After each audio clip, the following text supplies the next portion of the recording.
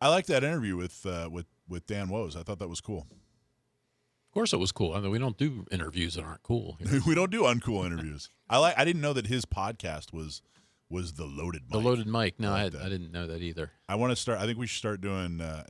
We should start doing a segment and steal that. And what I'll do is it'll be like some kind of whiskey tasting. And it'll be the Loaded Mic. We had a mic-related segment that we haven't done in a while. You know. All right, cool. I got a laugh from Jackson on that one. All right, that's ridiculous. Back to work. Everybody having fun. Well, here. It's not spaghetti at least. Yeah, could be worse. couple of whiskey tastings in one segment. You'll definitely see a Loaded Mic. Okay, so we have our very, very favorite segment, Stump My Nephew. My nephew, Sam, is extremely good at gun trivia, and every week we ask him a question. If you send in a question having to do with gun trivia and we use it on the air, we'll send you a hat or a shirt. If you stump my nephew, then you're going to get a lifetime of training from Front Sight. Front Sight Resorts in Nevada they have pistol, rifle, shotgun classes, all kinds of other different classes, and we'll give you a lifetime membership. So you can take as many classes as many times as you want for life. All right, Sam, you there? How are you guys? Good, man. How are you? Not bad. Happy Hanukkah. Thanks. First day of Hanukkah, right? That's correct. First night. First night of Hanukkah. Cool. Did you get anything? Yeah. Socks? Isn't tonight socks? Tonight is not socks. I did get a T-shirt, though, which I'm wearing right now. Oh, nice. So the Let's Go Brandon T-shirt? No, it says the Armorer's Creed. If it's broken, I'll take it apart and fix it. If it's not broken, I'll take it apart anyway, just to see how it works. What an appropriate shirt. Yeah. All right, cool. All right, so let's do this thing. Okay, so we got Action Jackson here. How you doing, man? Good.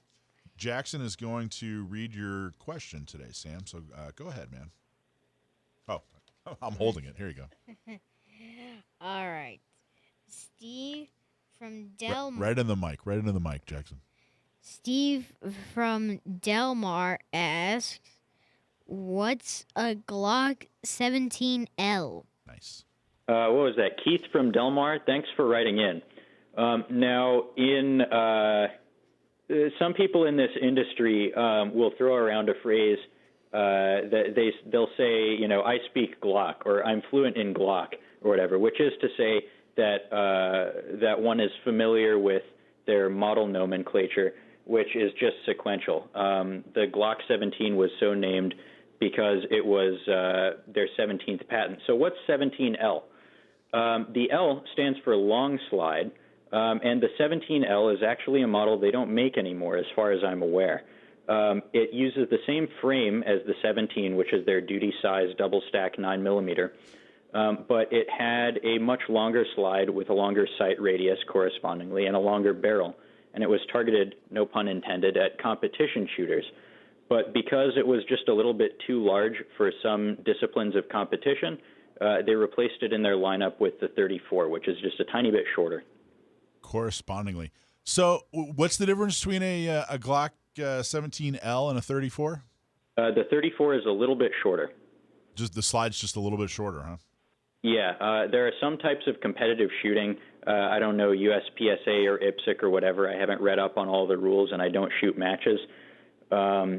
But there are some types of competitive shooting which have upper limits as to how large and how heavy your handgun can be. Because you got to think, if you have a gun that's, it has like a 6 or 7 inch long barrel and this ridiculously long sight radius, and it's super duper heavy, then you're going to have almost no recoil. And with that long sight radius, it'll be an unfair advantage in terms of accuracy. So there's this box that the guns have to fit inside, and the 17L did not for some types of competition. And I don't even know. My 19, I think, has a 5-inch barrel. The 19 has a 4-inch barrel. 4-inch barrel. According to their website, 4.02, I think, but everyone just says 4-inch barrel. And then the 17 has a 5-inch barrel? Yeah, roughly 4.5-inch barrel, roughly. 4.5, really? I thought it was much longer. And then, so what does the 34 have? The 34 is like a 5-inch. Wow. Why do you have that all memorized? Because I speak Glock. Is it you have a 34, don't you, Joe? Yeah, and I thought because the lower part, the frame is the same as the 17, and the slide assembly I thought was like 0.84 inches longer or something like that. Have you actually? Do you have a 19? I do. Have you ever tried to put the slide on the from the 34 on the 19 or vice versa? No, I have not tried that. Does it The work? slide from the 19 won't fit on the 34. That was going to be The my slide next from the question. 34 Wait. will fit on the 19, but not correctly. So say that one more time. The slide from the 19 won't fit on the 34. The slide from the 34 will kind of fit on the 19, but it won't go on correctly. There you go. There's your answer. I have a 30. What's the single stack 45? Do you remember? That's the 36. So my understanding is you can take a 36 slide and put it on a 30, and it makes it a little less hefty. I have not heard that. I'd have to try that sometime. Something I really wish Glock would do with their 36 is, first of all, revive it, and second, make a version with a longer slide and a longer grip so you can get your whole hand on it. I mean, obviously there's a market for single stack 45s that are relatively slim. Otherwise, no one would sell 1911s anymore. But what do I know? Relatively slim. That's my rap name. I don't know if you knew that or not. Relatively slim. I like it. Yeah. Anyway, awesome job. When did you become such a Glock guy? It pays to know all these model names and numbers and everything when you work in a shop, because when a customer comes up and describes a gun that they don't know the model number of, it's a great way to wow them and also help them find the right ammo if you just know immediately what it's called. That's awesome. Well, cool, man. Well, very, very cool. Excellent job. You got it right. You nailed it. Gave us a lecture on all the ins and outs, and did an excellent job. That's a good way to kick off Hanukkah.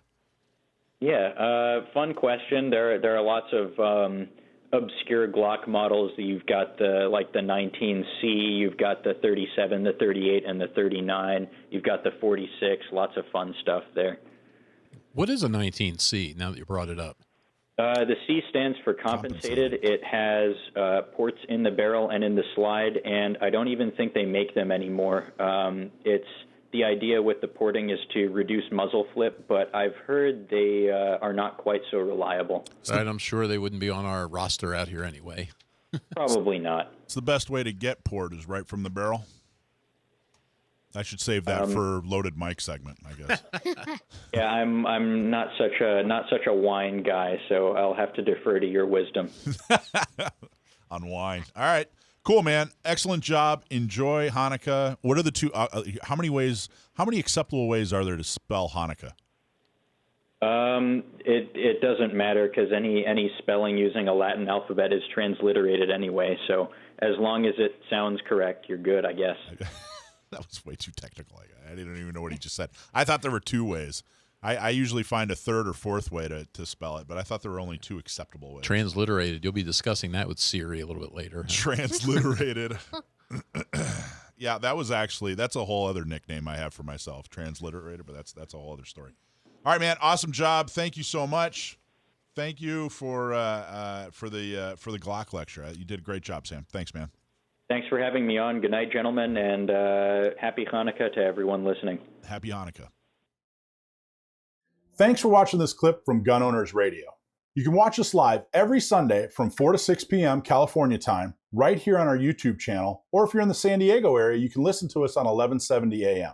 We're also available on your favorite podcast platform for free. Don't forget to like and subscribe so that you can help restore and protect the Second Amendment, not just in California, but across the country.